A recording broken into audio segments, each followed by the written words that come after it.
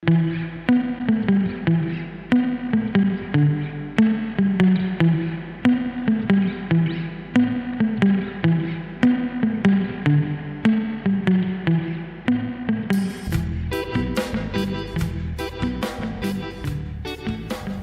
thinking ahead, so here's the idea of what we're doing. Hopefully, we're at the end of the conservative era. It is finally falling apart, sadly in a very comical fashion, in the Trump campaign. And the question ahead of us is, and the burden upon us, is how the heck are we going to end extreme inequality? How are we going to finally end racial economic exclusion? Those are big questions. And coming out of organizing for 20 years with unions and community organizations, we've become very good at winning against all odds, but we've really been taking small steps forward. So what we want to figure out is, how can we begin to take giant steps? How can we, in fact, and my project is called the Leap Forward Project, how can we actually leap forward and finally get to creating the country that we want to live in, creating the country that a lot of us came here from someplace else because we thought it was that country. So that's really what we're trying to do. So every month, sometimes in the evening, next month it's going to be at lunchtime, we're going to have an interesting speaker with innovative ideas, big ideas, and we're going to start with food in the back so you can do a little socializing, and then have a presentation and hopefully interesting questions and a back and forth so that we can all figure this out. Encourage you to bring friends and from all walks of life, from academics folks to think tank folks to organizers to advocates to students and to just everyday people here in California. Everyone is welcome. So now, it's a great pleasure to introduce Jessica Bartholow from the Western Center on Law and Poverty, who works there with the legislature addressing the issues of extreme poverty in California. Thank you, everybody. So I first met Mark at the convening, where in preparation for the convening that he had several years ago and Leap Forward. And for me, it was a great opportunity to sit with other people who kind of every day were working on, what's the next big thing, what happened next month, or what are we working on next year, and to take a deep breath and step back and say, oh, we're not going to get to where we need to be if we work day by day, month by month, year by year. That we need to be thinking paradigm shifts. When somebody talks about the box we're working in, we need to walk away and work outside of it.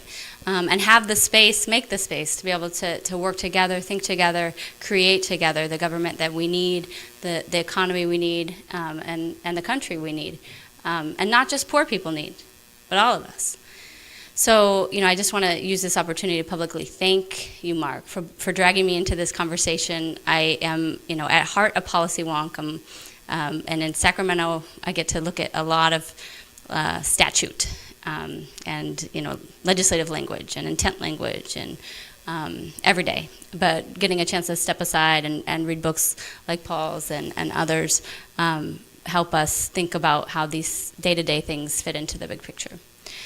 About government and what we need from government in order to ensure that everybody prospers. And not just that everybody, meaning low-income people, prosper, but that people at the higher income spectrum and in the middle prosper because they live in communities where they don't witness degradation of humanity every day. None of us are healthy when we live in a community where people are going hungry, where people don't have a place to sleep or a place to use the restroom. So for me, this comes from a very personal place. I grew up poor in a foothill town. Up in Auburn. Some people know it if you live in the area, last gas station on the way to Reno. My father, a Vietnam veteran with, who suffered greatly from PTSD, with great mental health disturbances and at times suicidal, homicidal. And my mother, who worked, she ironed clothes. She worked as a bookkeeper. She made donuts for 2 weeks until she got fired because she was really awful at it. Much to my dog's dismay, because the dog really liked how she smelled when she came home. But I was able to exit poverty because of government. The year that I graduated from high school was the year that you saw the numbers of people being able to exit poverty from childhood declining. So I kind of hit the last wave of it, and for that, feel a bit responsible to be involved in bringing back opportunities for people that I had, who are there now. How did I benefit from government? Well, I had a government program for summer employment, where I earned more than others had, working for the government in a special summer government program for poor kids, where I got office experience, and that helped me get better jobs later. I benefited from a school meal program, so I wasn't hungry. I think that kept me in high school. I was working a lot and to help pay for food until I found out about the program and was able to benefit from it. I benefited from college scholarships, from loans that were reasonable, from a Pell Grant, a Supplemental Education Opportunity Grant, and funding to get a full ride to Mills College, where when I arrived, they had this amazing thing called 3 meals a day. It was a revolution to have 3 meals a day, milk for breakfast, and this thing they call granola.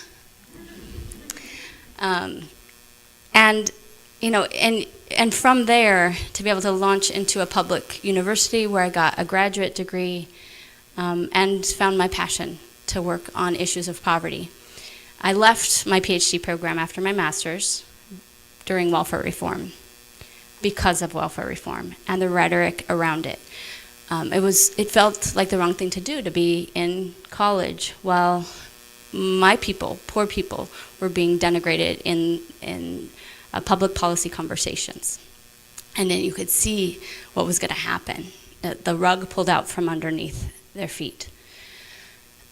And sure enough, that's what's happened. This kind of undermining of people's reputation, this undermining and mean rhetoric that you'll hear Paul talk about later in his book and his research, that is used to destroy our belief in government and the people that it serves, who really are all of us, not just those receiving specific direct public benefits in a welfare system, but all of us. So, with that, I hope that you are also equally inspired to be thinking about the ways in which government has helped you to get to where you are, whether it is through anti-poverty programs or the fact that you get paved roads up to your home and subsidies for your children to go to summer camp or what be it.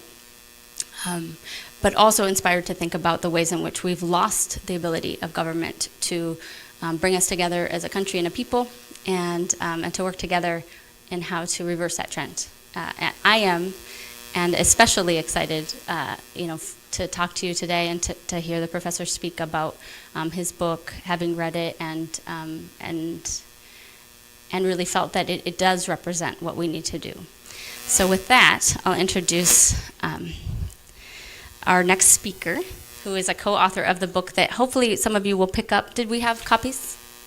We don't have copies, but hopefully you'll pick up at a local bookstore near you. Dr. Pierson is a professor of political science at the University of Berkeley, University of California, Berkeley, is the author of several books and commentary in national publications, and I'll let him do the rest. Thanks, Jessica. Yeah, is that on? Okay. Should I take that one? Yeah. All right, that's easier. I still am realizing I need 3 hands. Because I need one for the pointer too. And I guess I'm supposed to go for 15 or 18 minutes or something, which is tough for a professor who's used to going on at length. But Mark will stop me. And I guess I wanted to start with, well, thanks for inviting me to be here. And Jessica, the kind of story you told about your experience, I think when we're honest about the way America works, we would realize this is not a nation of rugged individualists, that we all get to where we're going with a huge amount of help from others.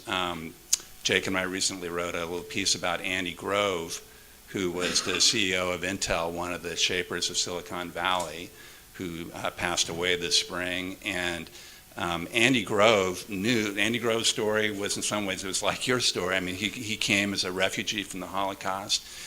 He went to CUNY in New York for his undergraduate degree, free, no tuition.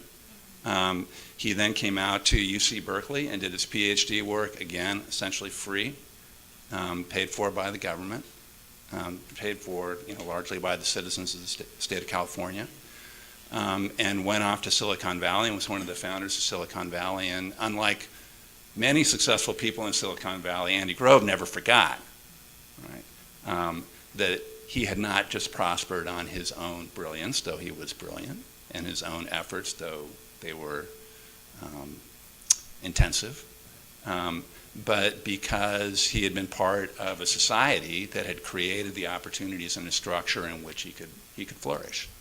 Right? And that's essentially the story that Jacob and I try to recapture in this book. It's a tough lift in today's climate to defend government. Obviously tough to defend it from the right, and I think in a lot of ways tough for progressives, right? Who have many reasons to feel conflicted or worse about the government that exists today. And so, the first part of our story is essentially trying to just say as clearly as we can, drawing on as much research as we can, that anybody who advocates a progressive and prosperous society needs to recognize that you're going to need a lot of effective political authority in order to make that happen. Right? There are no examples of societies that have become prosperous and have spread broad prosperity without having a government that works effectively. Right? And we just run through the list, and I can't even begin to get through this in the time that we have. But the case is just knocked down clear, right? That whether you're talking about American history, and we actually, as a society, we were a much more prosperous society and much more prosperous for many, many more people at the end of the 20th century than we were at the beginning. But whether you look at the US or you look at other countries, you're going to find there's a lot of government activity, right? And mainly we're criticizing conservative views about this in the book, but we think that there are really important messages for progressives to recapture. And then the second part of the book is to argue that this is slipping away from us, and to try to understand why that's happened. I'm actually not as convinced as Mark is that we're at the end of the conservative era. I think we got a lot of work to do, and a lot of things are up for grabs. But though I think there are really exciting opportunities, but over the last generation, it clearly has been slipping away from us. We see it in heightened, spectacular increase in inequality, but we see it, as you were saying, we see it in a whole range of social outcomes, not just for the poor, right? So though they experience it most acutely, most intensely, and with the biggest consequences. But you can see it for Americans really across the income spectrum until you get to the very top, a decline in the kind of social outcomes, or at least a failure to advance in the way that we did over the course of much of the 20th century, over the last generation. And so turning that around is absolutely essential. Let me just walk you quickly through a few pieces of this. Now, Jacob discovered this. I didn't even realize this, and Jacob didn't realize this when we, so the people who put together the cover of this book, and the idea was, well, you sort of see the Capitol dome in the mist, because we've forgotten how essential the role of government was in generating prosperity. And what Jacob discovered actually after the book came out, was that they'd taken this picture and they'd sort of lightened that mist, because what it actually was smoke coming from the Capitol power plant, right? Which is, and the story behind this power plant, coal-fired power plant, right, which was in operation spewing coal into a poor DC neighborhood, killing hundreds of people every year, right? And there had been a long conversation about, well, maybe we shouldn't be burning coal in the middle of DC, and coal state senators fought that and resisted it effectively until 2009. Right? So a lot of things were happening in 2009 when you had, for the first time, Democratic majorities that for a brief period were big enough that they could get a few things done. And one of the things they did was just to get rid of the coal coming from that power plant. And so I actually think it's a nice image, when you know that backstory, to think about some of the stuff that I'm talking about. So one of the examples that we focus on in the book is the quality of the air that we breathe. So that's Los Angeles in the 1950s. I could show you 20 slides of different cities in the US in the 1950s and 1960s that looked like this. That's actually Beijing today, right? And there's been recent research that's been done basically looking at the pollution levels in Beijing, looking at what the pollution levels looked like in the US in 1970, thinking about the effects of that on life expectancy, and then basically asking, well, how much has life expectancy increased in the US? We like life expectancy as a measure of, just a very crude measure of whether people are living decent lives.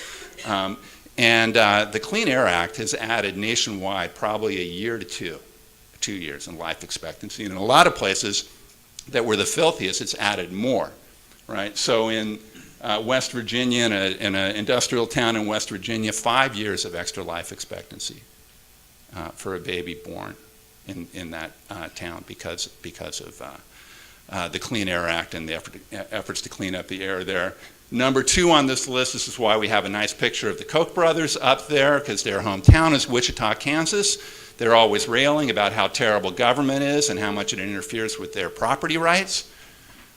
Baby born in Wichita, Kansas today, 4 years of extra life expectancy, right? Because government took steps to make the air there a little bit cleaner. Right? So that's, I think, one powerful example of just what passing a law can mean, right? If it's a good law. And in the book we argue, actually, over the course of the 20th century, lots of ups and downs, but there were many laws that were passed that produced levels of social prosperity that you never could get if you just left things to the private sector and let markets rip.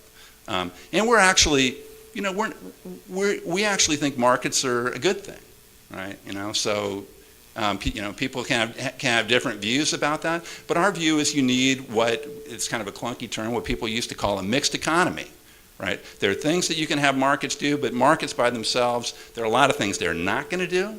They're actually not going to educate kids for the most part. They're not going to educate them to the level that you want. They're not going to provide basic research and development that you need for an economy to prosper. They're not going to get kids to have vaccines. They're not going to stop people from putting sewage into your drinking water, right? They're not going to get lead out of gasoline and out of paint, right? There are a lot of things that markets are not going to do. They're not going to do anything on their own to stop people from gaining monopolistic power so that they can just they can raise prices, jack up prices, and rip people off, right? So you need a lot of government. You need a lot of public authority to deal with these things.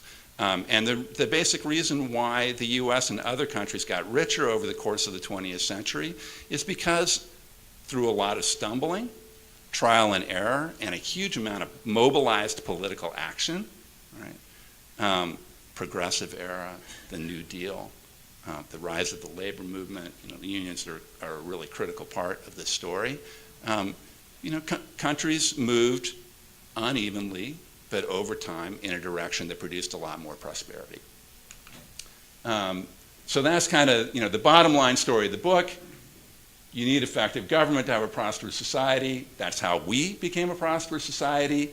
In order for that to happen, I'm not going to spend much time talking about the politics. We can get into that in the Q&A. But Jacob and I are political scientists, though I hate the scientist part of it. We study politics. We're not scientists. Scientists, right, are working with things that are a lot easier to pin down than I think politics is.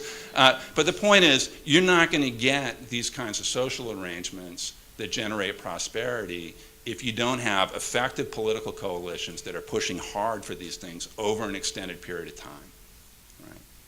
And in my view, that always involves partial victories. Right? I don't think anybody in the progressive era or in the New Deal era or during the heyday of the Great Society or the Civil Rights Movement said, oh yeah, we won today, it's over. Right? You win partial victories. And you try to leverage those partial victories into whatever the next fight is. Right? But you need a lot of political power, and you need to use that to affect government in order to make those things happen. We've been losing that over the last 3 decades. All right, so a couple of quick slides. Here's changes in per capita income in the U.S. and what in the U.S. and before that in the U.K. And what you see, the point that we're trying to make here is like people might think if they don't really look at the economic and social history that there's kind of like there was like an industrial revolution that starts in the late 1600s, early 1700s, and then there's like a gradual upward improvement. And that's basically not right. Right? Even after you get industrialization and a lot of capitalism, it's really not until the late 19th century and really especially in the 20th century that things take off. And the argument that we make in the book is that that's because we started to get this balance right. We didn't just like turn things over to capitalists, right, to do everything and make us prosperous. But you started to develop a more balanced system which involved a big role for government. Right? So here's one that we like even better because money is not necessarily a good measure in and of itself. It matters, but it's not the only thing that matters in terms of whether or not people are actually living good lives. Life expectancy, right? It's the same kind of story, right? So if you think, for example, about Manhattan at the beginning of the 20th century, 3 out of every 10 kids died before their first birthday. Right. We were already an industrialized, urbanizing society, but we didn't have effective public health systems. Right? And so babies, they drank tainted milk and tainted water, and they died. Right? You needed public authority. You needed science. You needed breakthroughs in science to help you, which were also, to a significant extent, funded by government because often private interests don't have, because they can't figure out a way to monetize something, even if it's hugely beneficial, they're not going to do it. Right? So you need government to be in there to encourage those developments. So between science and building a public health infrastructure, you get tremendous, just staggering. So it's, basically life expectancy is flat for hundreds and hundreds of years, not that much progress from the beginning of civilization. And then, over the last 100 years, it's a revolution, right? And something that so one of the things that we're trying to say to people is, even as there are huge problems to deal with, and many reasons for frustration, it's worth reminding ourselves, right? You don't want to go back to 1900, right? Doesn't matter who you are, you don't want to go back to 1900 for a variety of reasons, but this captures it. All right, so just really quickly, how did we get there? All right, really quickly on the politics. So Mitt Romney, his father George, right? Interesting parallels between these guys. Both successful businessmen. He was the CEO of American Motors back when American Motors was actually an important company, an independent company. Both Republicans. Both successful governors of what we call blue states. Right? But in terms of their views of government and their views of the relationship between business and government, right? Incredible distance between these guys. You'd be amazed, and we have, it's not just George Romney, there are lots of other Republicans from the 1950s and 1960s, and there were, people fought about all sorts of things. The Republicans were never very keen on unions. Although George Romney signed a bill making it legal for collective bargaining for teachers and other public sector workers in the state of Michigan when he was governor. Also acted in civil rights, signed the state's first income tax, extended spending for education. So there's been a huge transformation in the Republican Party. This is just a slide, I'll skip, is growing inequality, right? So overall economy has actually continued to grow over the last 30 years, but real median family income hasn't. What's that gap represent? That's the money that's flowing to the top that used to be much more closely connected to the median family. That dark line is spending on federal campaigns that comes from the top 10th of 1% of campaign contributors, right? So money more and more dominated by politics and by an increasingly conservative Republican Party.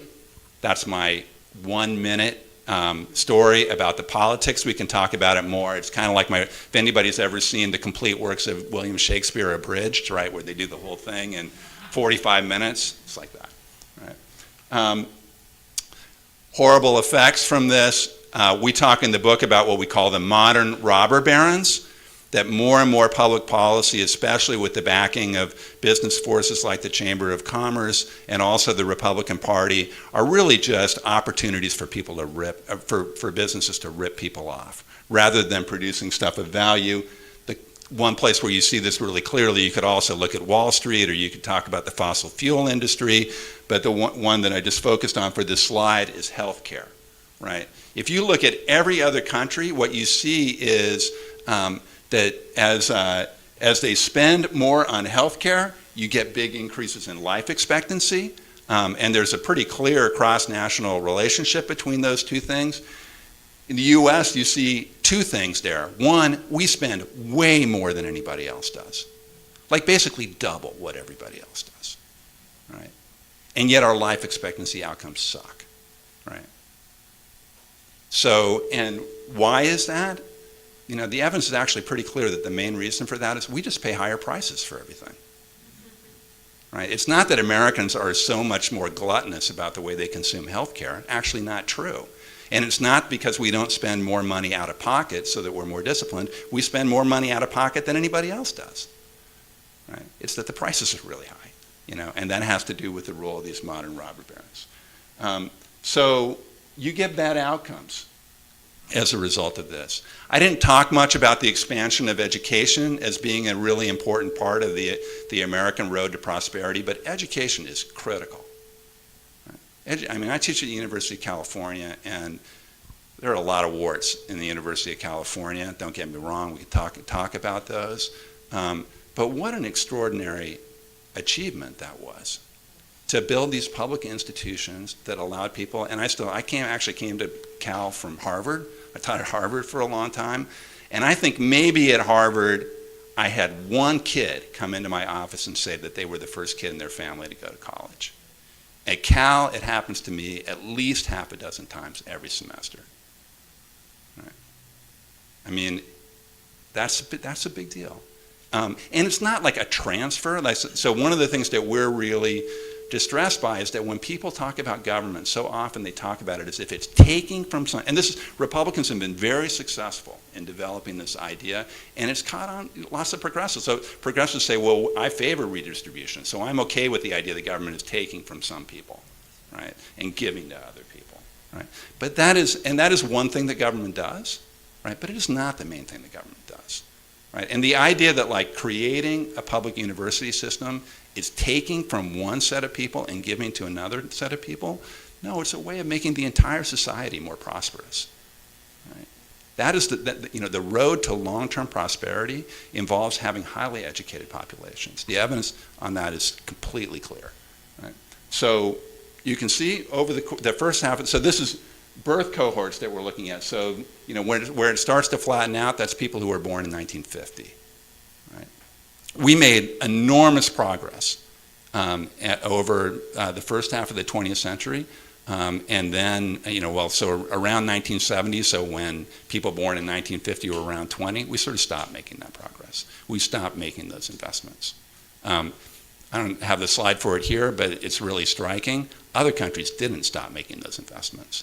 We used to be way ahead of virtually everybody else in terms of generating college grads. We're not anymore. Right? Same story with life expectancy, right? So these are changes in life expectancy for men and women over the course of the 20th century. The red dot is the US, right? And so what you see, in the story is actually worse. Women live longer than men, but in terms of the relative standing of the U.S., we've gone from being sort of middle of the pack, right, to being way at the bottom among rich countries. Right? So the interesting thing here is it's not that life expectancy has been going down, though actually in more recent years, at least for certain sectors of the population, it has been going down. Right? But on the whole, it's just kind of flattened. We've stopped moving forward. No leaps forward in this respect. And that is not true in other countries, where they've continued to make these kinds of investments and where people are living a lot longer. Right? So we're cheating our citizens out of years of quality life because we've forgotten the kinds of things that actually make for a prosperous society. So that's more than long enough for me to go on. I'm sure we're going to get into the politics around all this. I will just say in closing that especially when we present data like this, and I tell you the story about the modern robber barons and how money is dominating politics, people will say, oh man, you guys are pretty gloomy. And Jacob and I always insist, no, actually we're optimists. Right? And I really mean that we're optimists. Because in our view, you look at this slide and you say, look, there are lots of countries that are not so different from us that are doing much better, right? It's not impossible. It's not something that somehow is determined by globalization or technological change. Those countries are exposed to the global economy. They're using the same technologies that we are. They've just been able to hold on to models that are much more effective in generating widespread prosperity. The core problem is not that we've run up against some kind of limits, right, that make it impossible. It's that we've lost the political formula that made it possible to make those kinds of steps forward. And so that to me, that's optimism. It is not fate. Right? It is something that through our actions, through the actions of people like you, really, right, that we can turn around.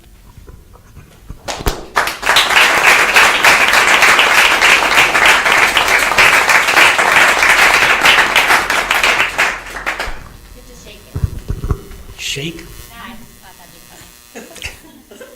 Thank you very much, Paul. So before we go into the question and answer part, I want to introduce, sitting in the back is John Powell. I'm sure some of you know him, the founder and head of the Haas Institute. So I'd like to give John an opportunity to make a comment, ask a question, as you please.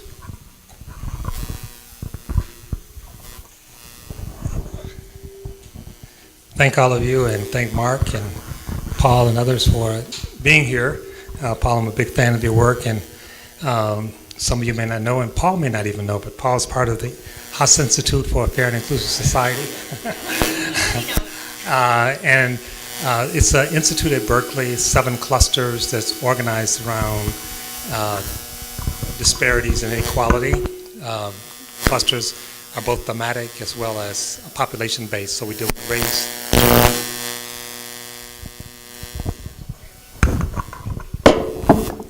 We deal with race, gender, sexual orientation, disability, religion, poverty, gender. I'm sure I'm missing some things. Just a couple of comments. One, we also have a program called GARA, which is Government Alliance for Racial Equity. We had a meeting today with one of the major foundations about the role of government. And we always say that we need an effective, responsive, inclusive government, all three. Effective, responsive, and inclusive. And we haven't had that. Even in the New Deal, we got a relatively effective government and a government that responded to some, but not others. As many of you know, part of the deal with the New Deal was to cut out large groups of people. Actually, we have on our website a meta-narrative that I was trying to find, but it talks about how racial anxiety and other anxiety has been used to actually discredit government and to repurpose government. Johnson actually saw that. Johnson saw that, okay, we did some good things in the 1930s and 40s, but we left out large segments of the population. And Johnson's Great Society was really, from his perspective, completing the New Deal to become inclusive. And the very effort to become inclusive created a space that the right wing used strategically to turn people against government. Started off as a Southern strategy, became really a neoliberal strategy. And so there's an interesting connection between both the attack on government, which is not just make government small. Government is larger by almost any measure today than it was 20 years ago. One of our projects is something called the TPP, which basically Obama's really pushing, so it's not just a right-wing thing. And for those who are interested, it's largely supported by the right wing, but it actually creates a whole number of new government entities and laws and processes at a global level, but in favor of the rich. So it's not that government ever went away or even gotten out of small. I say it switched sides. For a period of time, it was actually working to bring more people into the political space and the economic space. And when the effort became to include blacks, women, Latinos, others, the space became tainted. So all of a sudden, public became bad. And now everything private is good and public is bad. And government became tainted. And as Paul suggests, it's not something that just the right wing espouse. Many liberals, many progressives, and the union itself oftentimes espouse government is bad. And even if government is bad, which is not always bad, the response is not to walk away from it. The response is to fix it. How do we begin to fix government so that it really is responsive? And I think in this election cycle, you see many of these issues actually coming to fore as people just pound bad government. And like, what's the alternative? And really, the alternative is not people. The alternative is the elites and corporations. So we're not shifting power from government to the people. We're shifting power from government, which is supposedly responsive to us, to the elites that make no claim that they're responsible to us. And again, there's this anxiety about the other that drives this, not just in the United States, but all across, including Europe. I spent the summer in France. I was there when the Brexit vote happened. I wrote something on that. And the British, and Putnam actually suggested this, that as Europe started becoming more diverse, you're going to start to see an attack on public space and on public programs. And Britain is complaining now that there's too many people not from Britain in Britain. This is the country that used to brag that the sun never set on its empire. You know, so it's like, okay, well, you stay in your empire, you stay over there. But these are really important issues. I think it's really important issues for us. I think it's really important issues, especially for liberals and progressives to get. It's not that we want to defend government as it currently works, because oftentimes it doesn't work, although there are different branches of government, but to really understand that we can't have a sustained, inclusive, fair society without a robust role of government. And so, and I think, I actually describe the Bay Area as progressive libertarians, because there are a lot of people, you know, like I have gay friends, I have friends of all different races, but I hate government, you know, get government out of the way. Ultimately, I believe libertarianism is not progressive. And so you may be culturally progressive, but unless you think of the mechanisms that can do the kind of work that Paul is talking about, it can't be sustained. So again, I want to thank Paul for his work, but I also thank all of you, and I'll turn it over to Mark now. Thank you, John. So let me ask a quick question, and Jessica can ask a question, and then we'll go to all of you. So you closed the book talking about a vision of a positive sum society. And as John was talking about, that the 20th century was still, for all its progress when it came to race and gender economic discrimination, we're not where we need to be. And you're talking about, you term it money left on the table, and trying to think about that in terms of what's possible in the period ahead of us. Can you talk a little bit more about that? Yeah, well, I want to start by thanking John for his comments, which I really agree with. And I mean, I don't know, we could talk about the Obama administration. I guess, Jacob, in my view, tends to be, some people think the Republicans wear black hats and the Democrats wear white hats, and some people think both parties wear black hats. And, I think our view is kind of, well, the Republicans are definitely wearing black hats, and the Democrats are kind of wearing gray hats. They're cross-pressured. The affordable, a lot of things I wish had been in the Affordable Care Act that weren't. I'm not clear that they could have done any of those things and gotten it through. But close to 20 million people have health insurance who didn't have it before. So, that's a, how one thinks about half loaves is a perennial question and a complicated one. One thing I just want to highlight about what you said, and this connects to the question you're asking, is the 60s and 70s. What you were saying about LBJ and about the civil rights movement, which again, was a lot of. LBJ did what he did. Let me put it this way: he would not have done it without an enormous amount of social mobilization pushing, right, to make that happen. So I think we always have to remember that when progressive laws rarely happen without people pushing in an organized way over an extended period of time. Right?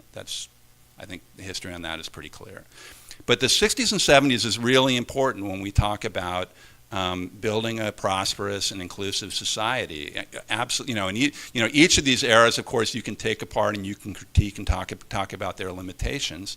And that's certainly true of the progressive era. It's certainly true of the New Deal. It's true of the Great Society and the war on poverty.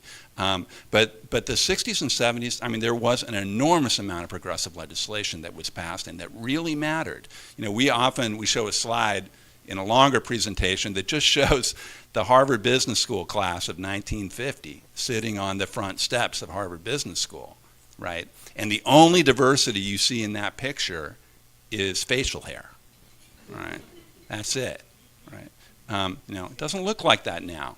It doesn't look like the way we might want it to look, right? But it looks very different, right? And again, that didn't just happen by accident, nor should we see that as some kind of zero-sum transfer. Right? That's letting more people with talent, right, fully participate in a fuller way in the society. And in fact, you can find reports. We cite a report from McKinsey, right? You can't get any more like green eye shade than that, right? And McKinsey, their estimate was that 20% of economic growth over the last 40 years came from expanded opportunities for people who had previously been excluded. Not that they've been fully brought in, right? But there are, the circle has been widened, right? And it was widened in substantial part because of those kinds of efforts in the 1960s and 1970s. You can go back to the Clean Air Act as well. All right. So thinking about where it goes forward, I'm glad we've gotten this far without talking about Trump, right?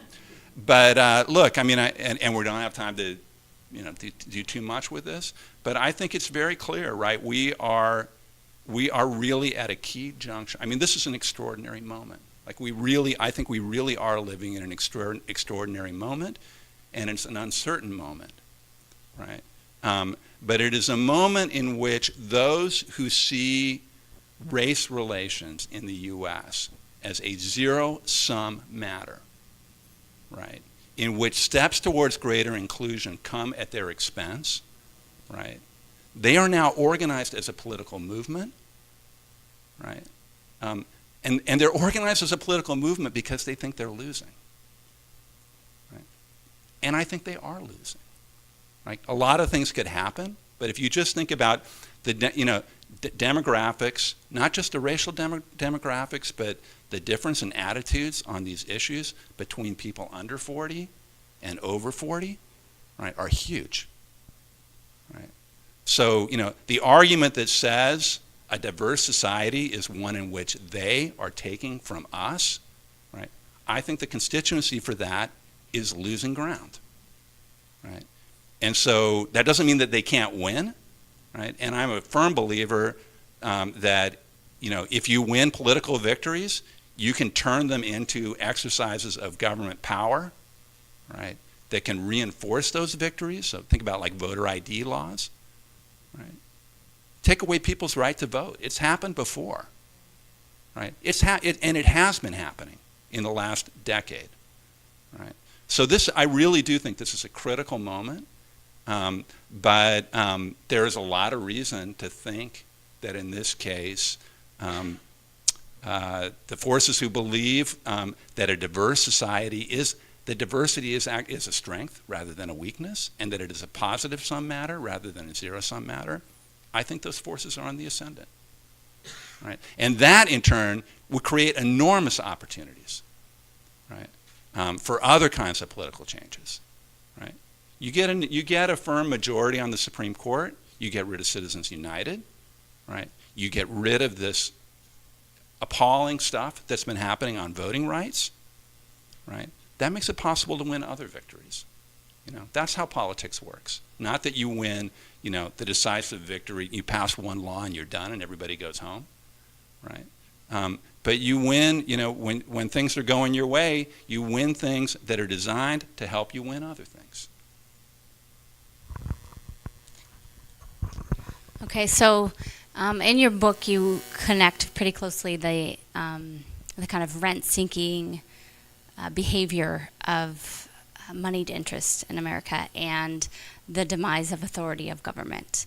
And so my question for you is, how intentional do you think it has been, the decisions to minimize the ability of government to have a positive influence on people's lives? So targeting cuts and elimination of programs and changes in programs and government's relationship to its people so that fewer people feel the benefit of government. How intentional do you think those decisions have been to actually result in the undermining of its authority? And if so, and the rent-seeking moneyed interests have had a heavy play at that, and they are needed in order to bring back a mixed economy and a positive-sum political environment.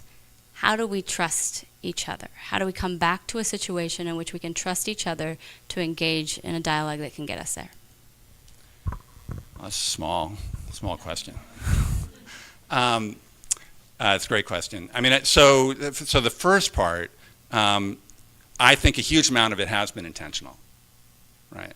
I think, and you can, so, to me, Ronald Reagan is not the key figure in the conservative political movement. In a lot of ways, I think the key figure was Newt Gingrich.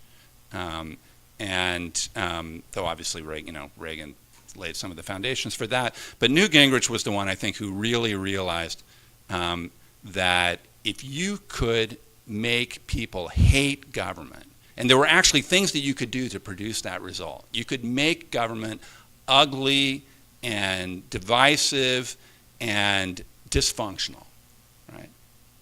That was a huge advantage if you were the anti-government party, right? It was great for you if people hated government. It was great for you if they dropped out of the political process because they were disgusted by it.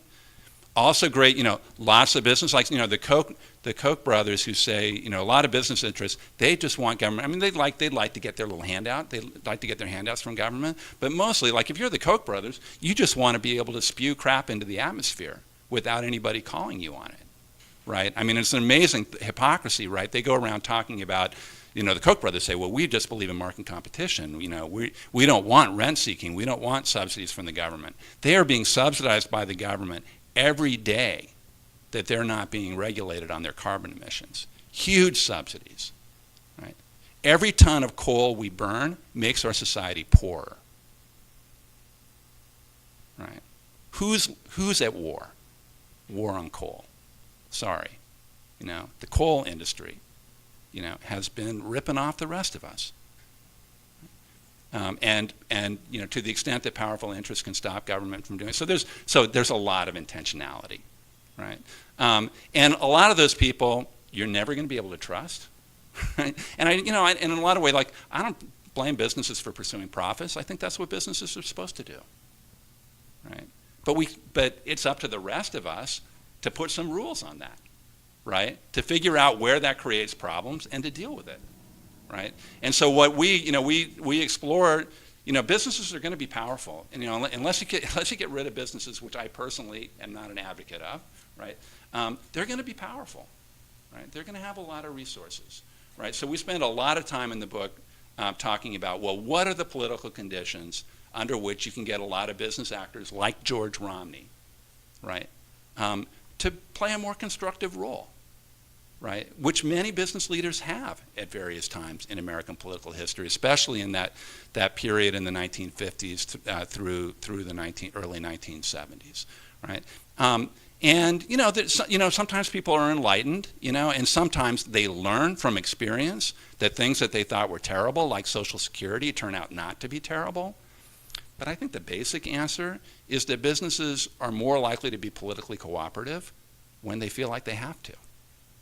Right? So we focus on the guy who was the head of the Chamber of Commerce in World War II, right, who was trying to sort of make the Chamber of Commerce a less reactionary force. And what he said to other business leaders was that the government's greater role that came out of the New Deal, it was a useful and established reality.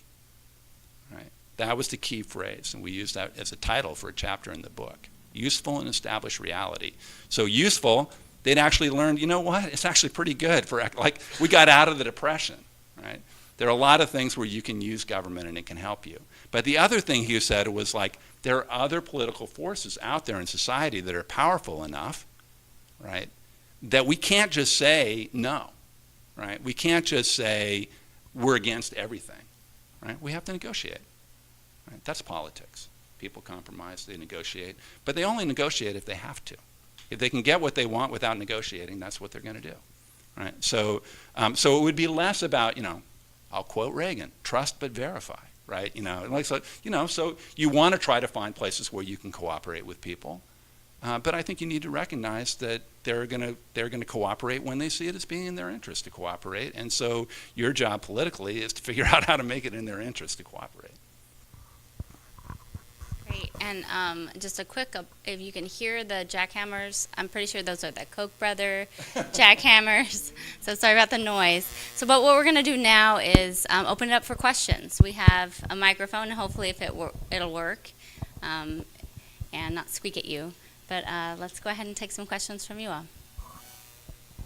And it looks like, as luck would have it, all the questions are on this side, all the far side. So come on around.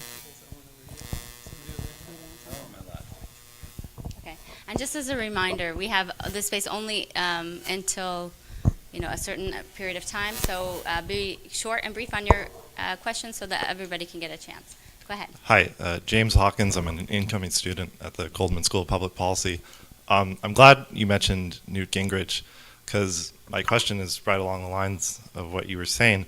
What do you do against political opposition who really benefits from their own obstruction and can do that in a position where they only get a minority of the votes in our country? And do we have to at some point talk about more fundamental changes to our, the structure of our political system? Thank you.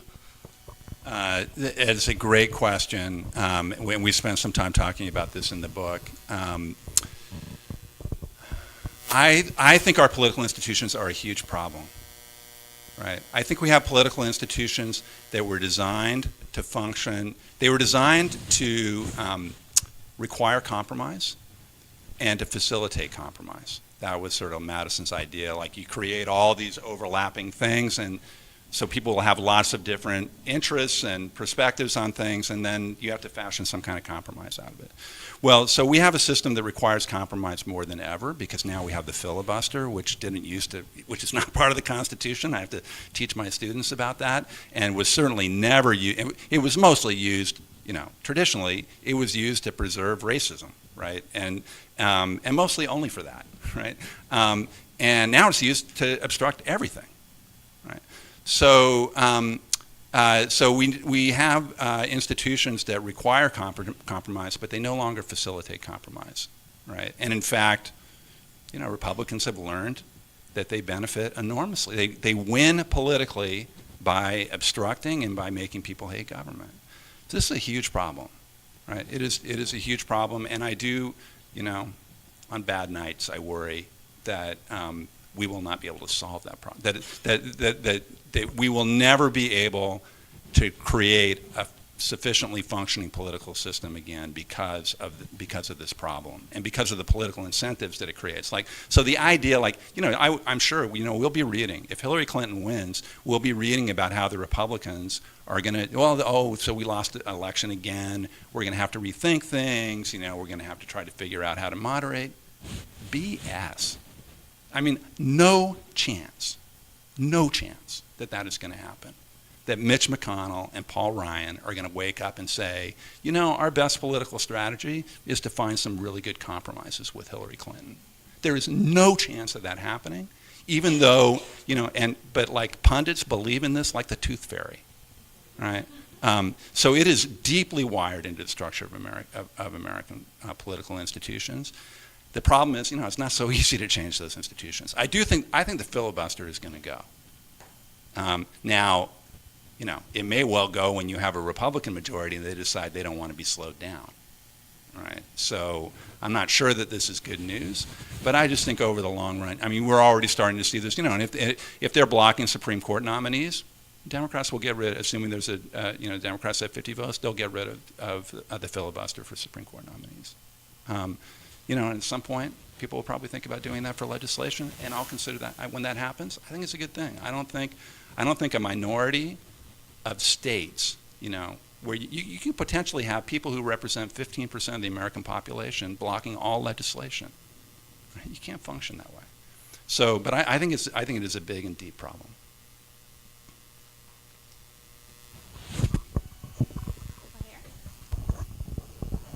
Hi, thank you so much. My name is Elena. I have another, what I see as sort of a fundamental barrier to overcoming this, what we were talking about, which to me is gerrymandering. As particularly at the state level, it seems really difficult, not only to have fair representation, but also to take either political party out of the equation. So can you talk a little bit about if you see a solution to that, and if so, do you think it will be through the courts, or how do you see that being overcome? Thank you. So that's another great question. And it actually one place my political science colleagues are off doing things that are pretty different from the kind of stuff that I do. But on this issue, they've actually convinced me of a fair amount. Which is, like most political scientists, actually don't think gerrymandering is as fundamental a problem as I think the rest of humanity does. That's I don't know whether that's good news or bad news, right? Because if it really were the problem, you could say, well, let's just get rid of gerrymandering. But so Republicans get more seats than they get votes, right? Many places, right? But I think what the research suggests is that the main reason for that is because the Democrats have become a more urban and inner suburban party, and so it's just geographic destiny. Try to create Republican seats, congressional seats in the Bay Area, right? Try to create 50-50 seats.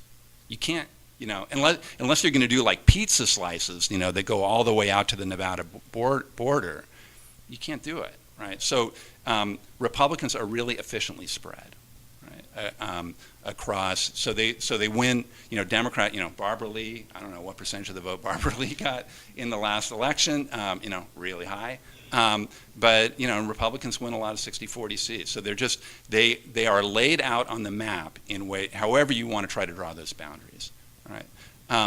But in state, I know less about state districts, and so maybe but you're going to have versions of the same problem when you turn to thinking about state districts as well. So the fact that, it's a really interesting aspect of American politics, that we are increasingly divided between rural and outer suburban areas and urban and inner suburban areas. That maps onto the partisan divide in a way that it hasn't. I mean, at least to as much of a degree, and that has a bunch of really weird and mostly not very healthy consequences for our politics. The one thing, so the one piece of good news I would say is there are so many ways in which our political system is becoming, where the ways in which it is undemocratic, small d, undemocratic, are becoming so palpable, right? So the voter ID stuff is an obvious example. Campaign finance is another.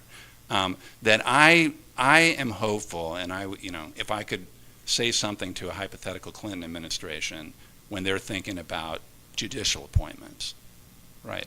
I'd be asking people about what they think, about jurisprudence having to do with restoring small d democracy, like campaign finance, the Supreme Court made a wrong turn on campaign finance, many years before Citizens United. And I think the court, should be speaking more loudly about all the ways, gerrymandering is an example of it, right? But there are many others of ways in which, so here I think the system is rigged, right? In ways that advantage some groups over others, and it'd be great to have the court get more involved in that. This side is winning.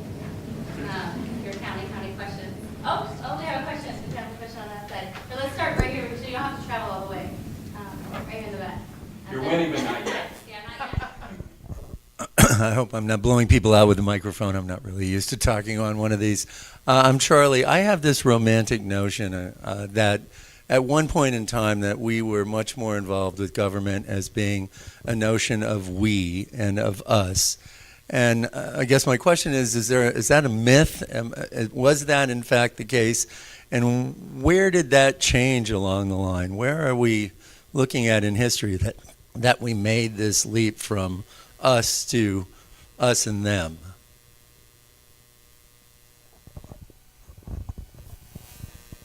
Well, that's right. Right. So, right. It was a white and male us. That's right. That is right.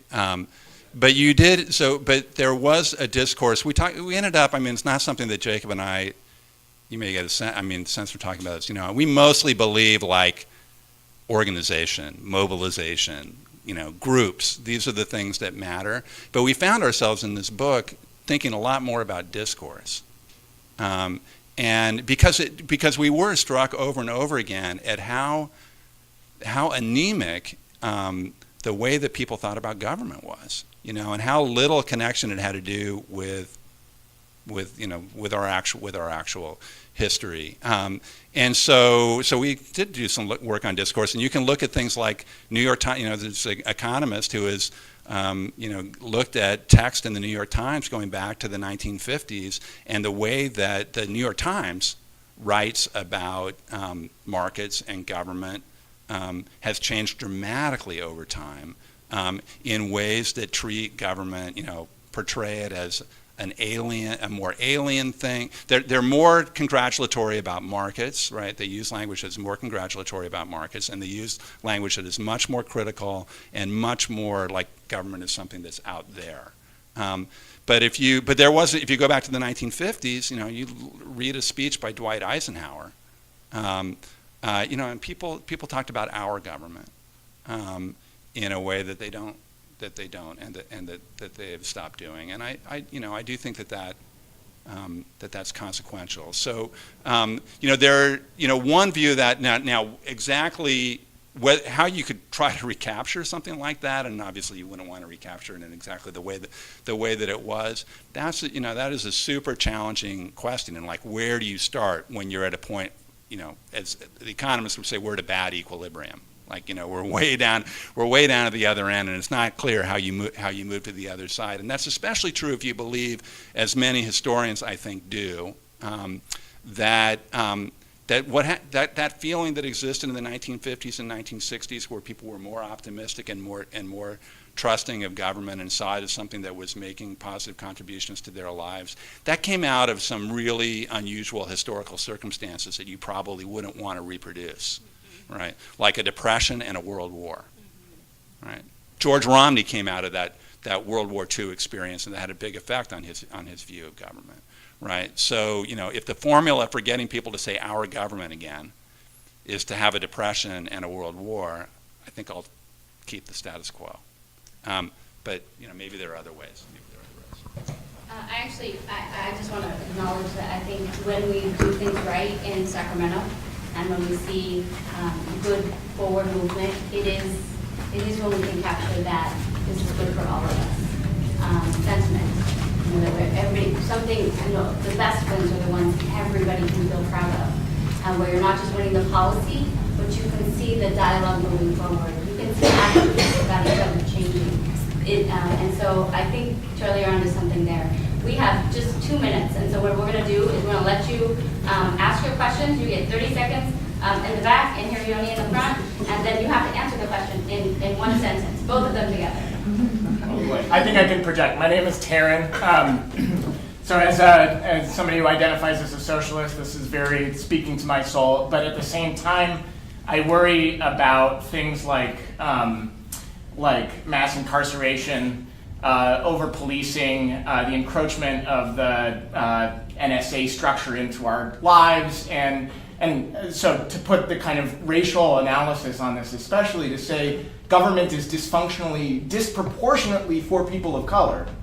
How do we get beyond that to be advocating the kinds of things that you're advocating? Okay, wait. And Yoni, do you want to ask? I have kind of the opposite question. I'm familiar with Jacob Hacker's work, and I guess I'm just curious if you have anything the Republican Party is right on. Okay, good. Exact opposite. Oh my God. I can't. So I'll just, on your question, this is a huge, I think people should be extremely worried about all those things, and that for many Americans, understandably, thinking about the ways in which political authority can be used for good, right, is not going to be a conversation they're going to want to engage in and work for while authority is being used the way that it's being used in many American cities, right? And so I see that, I see those tasks as being connected. Right, that you have to stamp out the bad exercises of political authority in order to be able to get to some of the good ones. So there's so much more to be said about that. It's just impossible. The Republican Party, what does it stand for? Well, okay, so there are big factions within the Republican Party that worry about forms of rent seeking. Right, where I think they're right. So I'm not Jacob and I are not. We're actually not hostile to markets. Right. We actually think we're not advocating. I'm actually at this point in my life, I'm not a socialist. I'm a social democrat. Right. But I believe in a mixed economy. I believe in a lot more government than most Republicans would. Right. But I believe that markets, just like no effective government, no prosperity. No markets, no well-functioning markets, no prosperity. I think that's equally true, right? But you need both, right? You need both, and so there are places where many Republicans favor things that would make markets work more like markets, right? Where I could probably get on board as long as you had, the right kind of regulatory structure to go with it. I think that was worth a minute, and I appreciate that he actually tried. I want to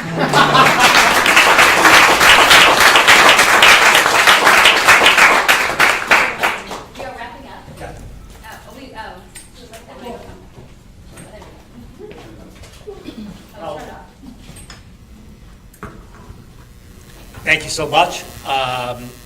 We could have gone on for a couple of hours, but I think the one slide, just thinking about it, was the 20th century, that we emerged from a nasty and brutish life.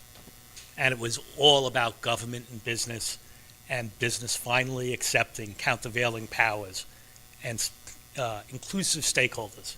And how do we get back to that? So that's a lot of work ahead of all of us in the next generation or so. So again, thank you so much. The next Thinking Ahead is going to be lunchtime, 12:15 p.m. on September 13th, and we're going to have Jim Pugh, who's in the middle section there, and a fellow by the name of Chris Benner from University of California, Santa Cruz, talk about universal basic income and how that can tackle extreme inequality and end racial economic exclusion. So please join us for that, and thanks so much for coming. Have fun out there. And we should leave the room within. Yeah, if you can pick up after yourselves, that would be really good. We got to be out of here for 7 o'clock so they can jackhammer even louder. About 10 minutes. Yes, 10 minutes, easy.